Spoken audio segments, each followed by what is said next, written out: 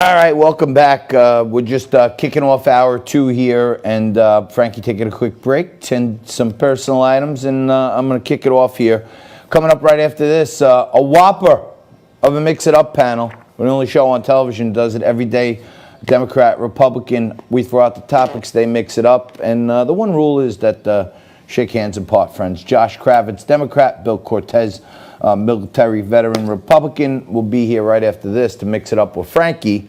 But I did posit a little earlier in the show that there may be more to what the governor's actions were in sending people back to nursing homes. Now, I've been talking about this for literally years. Okay, I was appointed by Governor David Patterson to the New York State Pension Reform Task Force. I've been looking into the New York State public employee retirement system for years. There is not a retirement system in this country that has more waste, fraud, and abuse in it than I've found in the New York State public employee retirement system. There's a huge gaping hole in the system. Okay, there are places where political folks have these legacy deals, and they're paying commissions of like 5 or 6 cents a share, which was like from the 70s, when many public employee retirement systems, like the smart guys down in Texas, they took all their execution and order routing in-house. So instead of paying commissions to execute, other states are doing a smart thing. They're packaging up their order flow, and they're actually getting paid.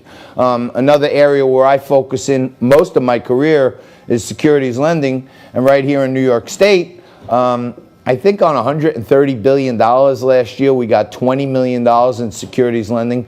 It should have been somewhere around like $250 million, and that's been going on for the last 20 years. So I think, and I've been saying this for years on all national media, there is a huge festering problem in our country with pension plans. They're all unfunded, they're all underfunded, and if there's a rash of people going for early retirement, the cash is just not going to be there. And if there's a run on a pension plan, there's going to be a run on all of them, and then you'll really see a civil war. But right here in New York, I think there was somewhere around 15,000 folks who were over 65 who died. Word is that, my loose investigation is about half of those folks were pensioners or retirees getting a New York State pension.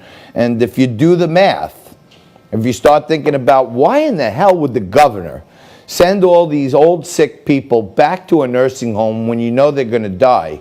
Well, if you start doing the math and you figure out that the average retiree in New York gets $35,000 a year, and you do some more math and say, well, maybe there wasn't 12,000 of them, maybe there was only half, maybe there was only 6,000, which is half of half, and assume that a 70-year-old person will live till 82, the government would have to pay them $35,000 for another 12 years.